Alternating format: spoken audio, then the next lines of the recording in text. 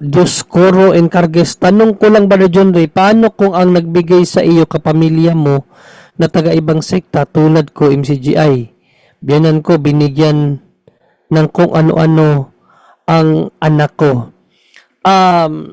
Kung depende sa ibinigay, kapatid.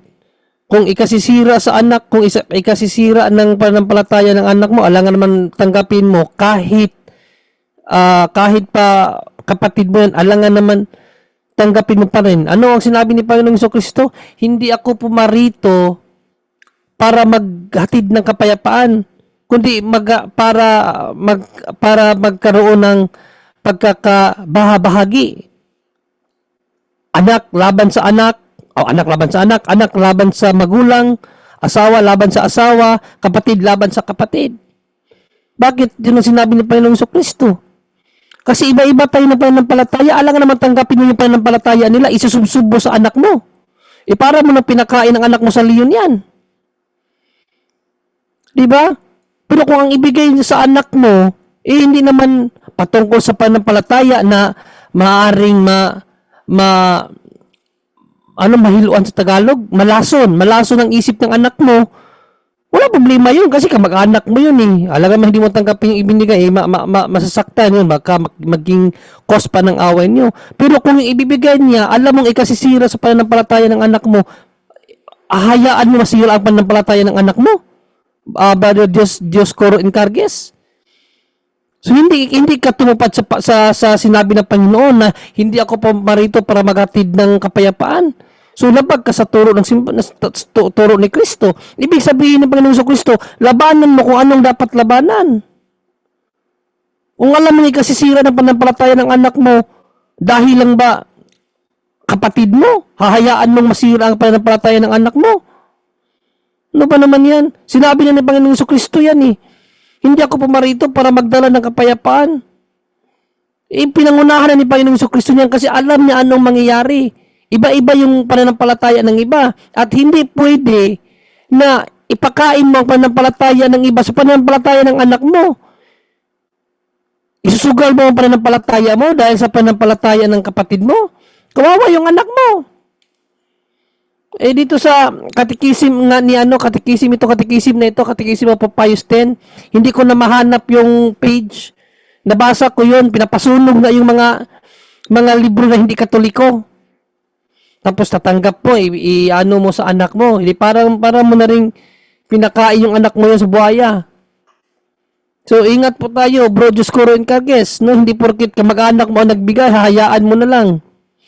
Ikaw pa nga dapat magpaliwanag dyan sa kamag-anak mo. Ikaw ang dapat, kung talagang mahal mo ang pananampalataya mo, ikaw ang dapat mag-share.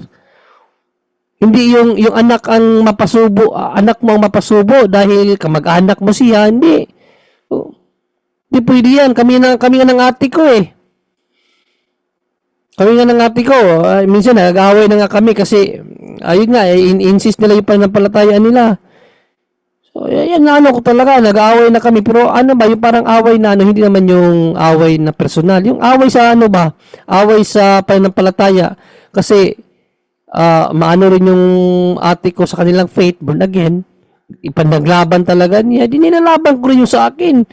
Hindi ko hinayaan na yung mga pinsan ko na walang alam na makapakinig sa kanila, tanggapin yung aral nila.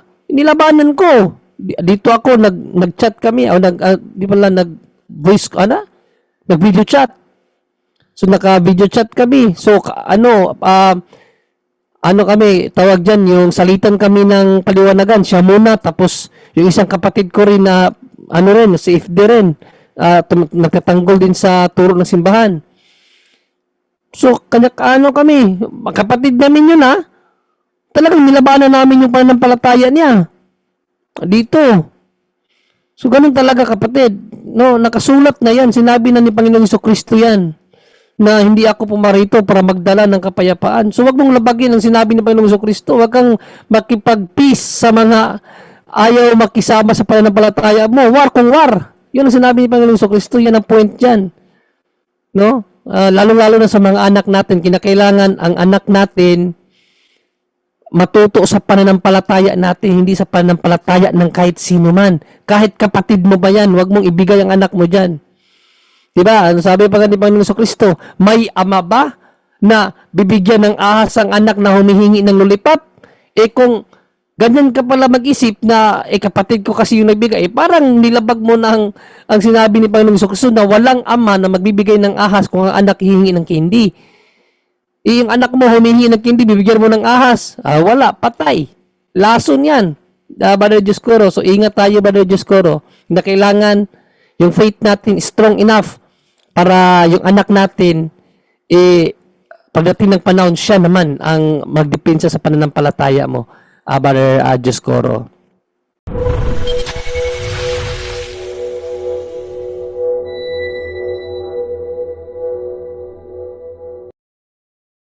Close parenthesis, loan.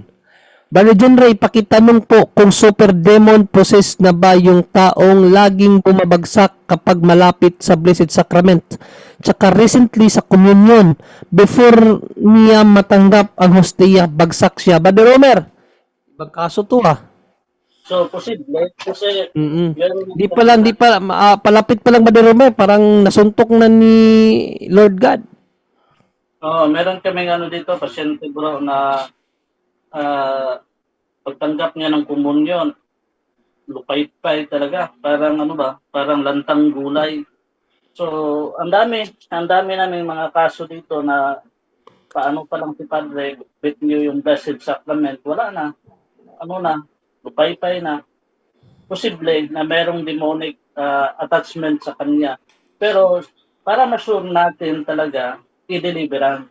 Yung diagnostic prayer. Kasi doon makikita natin na kapag yung tao meron talagang demonic attachment or possessed ba yan or grave oppression ba yan, kapag na deliverance yan, magmamanifest talaga yung mga demonyo sa mismong loob niya. Kasi hindi nakakatago yung demonyo Merong iba na yung yung parang tiniis nila yung prayer, pero pagdating sa bahay, doon sila magre-react. Ang daming mga ganyan, yung mga demonyo na parang sa Bisaya pa ni Utong. Yung bastos ko yan sa Tagalog, yung parang ni Utong. Ano yun sa Tagalog, Bro John Ray, parang Newton, parang take my Tiniis. breath away. Tiniis. Takes my breath Ano ba- away. Ano yun, bro? parang Mukhang tiniis nga ba? tiniis. Hindi, nag-hold breath ba? Ano yung sa Tagalog ba, Brother Angel? Nag-hold breath?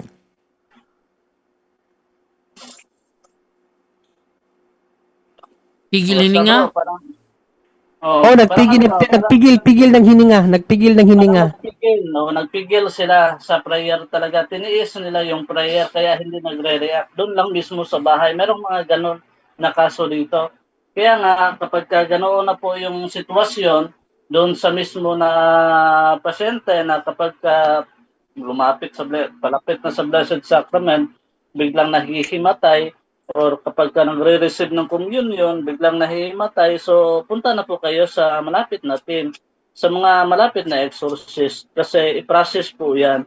Hindi naman talaga diretso deliverance, kasi sa bago ngayon na update, ipaprocess pala natin yung demonic, tinatawag natin demonic obsession, kasi dyan talaga nagsisimula sa negative, yung uncontrollable negative emotions, doon sa natin, psychological natin na madali lang umiyak, mga emotional na tao, yun talaga kasi kalimitan na nag-a-attach yung mga demonyo sa kanila. Yung grabe yung emotion, grabe yung feelings nila, sensitive na masyado. So, hindi yan ikaw kasi ginawa tayo ng Diyos, kabutihan, tapos ganoon ka na parang kinain ka na ng mga lower spirits, yung lower spirits, yung sentiments, emotions, yung feelings, yung uncontrolled, yung mga ganun, pagising mo lang sa umaga, baso lang ang dahilan, wala na, nagsuntukan na kayo, naglipara na yung mga plato, yung mga konti na bagay ba, na bigla lang iinit yung ulo mo, delikado na po yan. Kasi doon nagsisimula Doon nagsisimula yung demonyo kung bakit na nahaharas tayo. Parang yun ang pinaka-entry point talaga nila. So kapag hindi yan naagapan, maglilid na po yan sa yung demonic oppression. No, kailangan po talaga na i-process yung mismo na pasyente, hindi kaagad i-deliverance kasi for sure, kapag diretso yan, na baka lulutang, yung iba lumulutang yung iba, grabe yung wild, halos hindi na mapigilan ng humahawak kasi natatapon talaga sila dahil sa lakas. Kailangan talaga i-prepare mismo na pasyente yung mga ganun na kaso. So, yun lang ang sagot natin na sino ang malapit na team, sinong malapit na exorcist, ipadala na po ninyo sa lalong madaling panahon. So, yun lang ang sagot natin, Bro John Ray.